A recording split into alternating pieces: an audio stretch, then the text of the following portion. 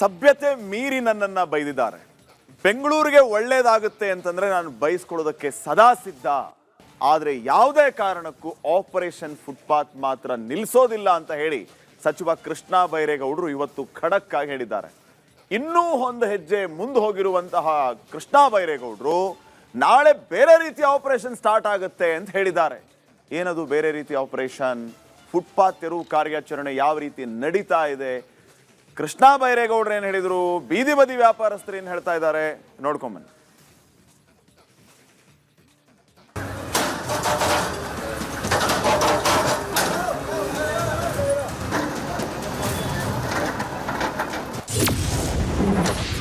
ಬೆಂಗಳೂರಿನಲ್ಲಿ operation ಫುಟ್ಪಾತ್ಗಿಲ್ಲ break.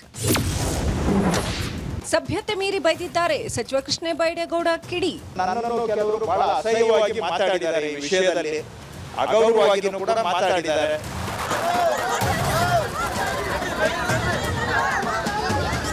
Operation footpath ಸದ್ಯ ಇದು ಬೆಂಗಳೂರಿನಲ್ಲಿ ಸಿಕ್ಕಾಪಟ್ಟೆ ಚರ್ಚೆ ಆಗ್ತಿರೋ ಸುದ್ದಿ. ಬೆಂಗಳೂರು ನಗರಾಭಿವೃದ್ಧಿ ಸಚಿವರ ಖಡಕ್ ಹೆಜ್ಜೆ. ವ್ಯಾಪಾರಿಗಳ ವ್ಯಾಪಕ ಟೀಕೆ ಮಧ್ಯೆ 9ನೇ ದಿನವೂ ಆಪರೇಷನ್ ಫುಟ್ಪಾತ್ ಮುಂದುವರೆದಿದೆ.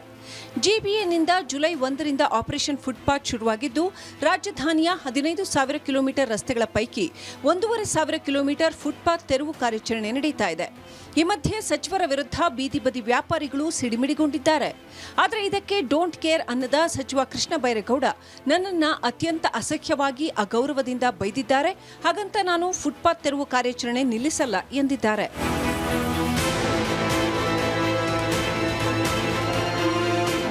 ಕೆಲವು ಕಠಿಣ ತೀರ್ಮಾನ ತಗೊಂಡಾಗ ಅದಕ್ಕೆ ಕೆಲವು ಸಂದರ್ಭದಲ್ಲಿ ಕೆಲವರಿಂದ ಪ್ರತಿರೋಧ ಇರುತ್ತೆ. ಆದರೆ ನಾವು ಏನು ಮಾಡದೆ ಆಟೋಮೆಟಿಕ್ ಆಗಿ ಬೆಂಗಳೂರು ಸುಧಾರಣೆ ಆಗಬೇಕು ಅಂದರೆ ಅದು ಬರೀ ಮ್ಯಾಜಿಕಲ್ಲಿ ಮಾತ್ರ ಸಾಧ್ಯ, ನಿಜ ಜೀವನದಲ್ಲಿ ಸಾಧ್ಯ ಇಲ್ಲ.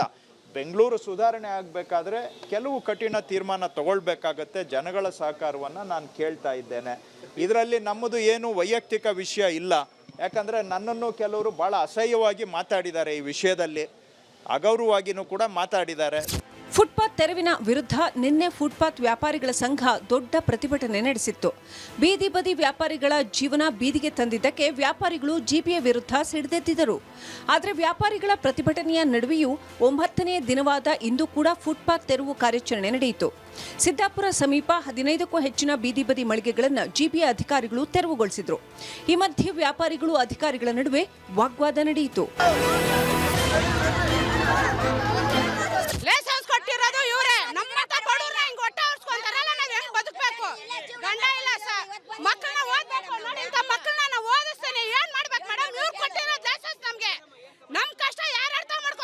ನಾವಿಲ್ಲಿ 25 ವರ್ಷದಿಂದ ಮಾಡ್ತಾ ಇದೀವಿ ಮ್ಯಾಮ್. ಒಂದು ನೋಟಿಸ್ ಕೊಡಿದ್ರೆ ಏನು ಕೊಡಿದ್ರೆ ಬಂದು ದೌರ್ಜನ್ಯ ಮಾಡಿ ಹಿಂಸೆ ಮಾಡಿ ಎತ್ತಿಸಿದ್ದಾರೆ.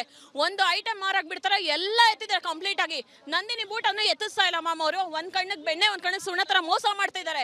ಅಲ್ಲಿ ನಂದಿನಿ ಬೂಟ್ ಅಲ್ಲಿ ಬರೀ ಮಿಲ್ಕ್ ಅನ್ನೋದು ಮಾಡ್ತಿಲ್ಲ, ಫುಲ್ ಹೋಗಿ ಚೆಕ್ ಮಾಡಿ ಬೇಕಾರೆ ಬೀಡಿ ಸಿಗರೇಟ್ ಪಾನ್ ಪರ್ಕ್ ಎಲ್ಲ ಮಾಡ್ತಾರೆ. ನಾವು ಕೊಡ್ತಾ ಇರೋದು ಬಡವ್ರಿಗೆ ಊಟ ಕೊಡ್ತಾರೆ, ಅದನ್ನ ಯಾಕೆ ಮ್ಯಾಮ್ ಹೊಟ್ಟೆ ಮೇಲೆ ಹೊಡೆದು ಇಷ್ಟು ಮೋಸ ಮಾಡ್ತಿದ್ರಿ, ಇಷ್ಟು ಅನ್ಯಾಯ ಮಾಡ್ತಿದ್ದೀರಾ? ಒಂದೆಡೆ ಕಳೆದ 9 ದಿನಗಳಿಂದ ಫುಟ್ಪಾತ್ ಒತ್ತುವರಿ ತೆರವು ಕಾರ್ಯಾಚರಣೆ ನಡೆದರೆ ಇತ್ತ ಜಿಬಿಎ ಕಚೇರಿಯಲ್ಲಿ ಬೀದಿ ಬದಿ ವ್ಯಾಪಾರಿಗಳ ಸಂಘದ ಜೊತೆ ನಗರಾಭಿವೃದ್ಧಿ ಸಚಿವರ ಸಮ್ಮುಖದಲ್ಲಿ ಸಭೆ ನಡೆಯಿತು. ಅರ್ಧ ತಾಸಿಗೂ ಹೆಚ್ಚು ಕಾಲ ನಡೆದ ಸಭೆ ವಿಫಲವಾಯಿತು. ಇದರಿಂದ ಬೇಸರಗೊಂಡ ವ್ಯಾಪಾರಿಗಳು ಮತ್ತೊಂದು ಸಭೆ ಮಾಡಿ ಮುಂದಿನ ನಿರ್ಣಯ ಕೈಗೊಳ್ಳುವುದಾಗಿ ತಿಳಿಸಿದರು. ಸುಪ್ರೀಂ ಕೋರ್ಟ್ ಆದೇಶ ನಾವು ಸಂಪೂರ್ಣವಾಗಿ ಒಪ್ತೀವಿ. ಆದರೆ ಸುಪ್ರೀಂ ಕೋರ್ಟ್ ನಮ್ಮ ಪರವಾಗೂ ಆದೇಶ ಕೊಟ್ಟಿದೆ. ಸುಪ್ರೀಂ ಕೋರ್ಟ್ ಗೇಂಡಾ ನಮ್ಮ ಜಜ್ಮೆಂಟ್ ಅಲ್ಲಿ ತುಂಬಾ ಸ್ಪಷ್ಟವಾಗಿ ಹೇಳಿದೆ, street vending is a fundamental right under article 19(1)G ಅಂತ. ಸುಪ್ರೀಂ ಕೋರ್ಟ್ ಮಹಾರಾಷ್ಟ್ರ ಆಯುಕ್ತ ಹಾಕರ್ಸ್ ಯೂನಿಯನ್ ಜಜ್ಮೆಂಟ್ ಅಲ್ಲಿ ಹೇಳಿದೆ, payments R meant for pedestrians and street vendors. Supreme court Maharashtra ಆಯುಕ್ತ ಹಾಕರ್ಸ್ ಯೂನಿಯನ್ ಜಜ್ಮೆಂಟ್ ಅಲ್ಲಿ ಹೇಳಿದೆ, ಪಾದಚಾರಿಗಳಿಗೂ ಬೀದಿ ವ್ಯಾಪಾರಿಗಳಿಗೂ ಇಬ್ಬರಿಗೂ ಜಾಗ ಆಗೋ ತರ ಮಾಡಿ ಅಂತ. ನಾವು ಅದನ್ನೇ ಹೇಳಿದ್ದೀವಿ ಸಚಿವರಿಗೆ. ಫುಟ್ಪಾತ್ ಆಪರೇಷನ್ ಮಧ್ಯೆ ಜಿಬಿಎ ನಾಳೆಯಿಂದ ಹೊಸ ಆಪರೇಷನ್ ಕೈಗೊಂಡಿದೆ. ಸಾರ್ವಜನಿಕ ರಸ್ತೆ, ಸರ್ಕಾರಿ ಕಚೇರಿಗಳಲ್ಲಿ ಅನಾಥವಾಗಿ ಬಿದ್ದ ವಾಹನಗಳ ತೆರವಿಗೆ ಮುಂದಾಗಿದೆ. 7 ದಿನಗಳ ಒಳಗೆ ವಾಹನಗಳನ್ನು ತೆರವು ಮಾಡಲಿಲ್ಲ ಅಂದರೆ ಸ್ಟಿಕ್ಕರ್ ಅಂಟಿಸಿ ವಾಹನ ಜಪ್ತಿ ಮಾಡಲಾಗುತ್ತೆ. ಜಪ್ತಿ ಮಾಡಿದ ವಾಹನಗಳನ್ನು ಜಿಬಿಎ ಕಾಯ್ದೆ 2024ರ 324 ಅಡಿ ಬಹಿರಂಗ ಹರಾಜು ಹಾಕಲಾಗುತ್ತದೆ.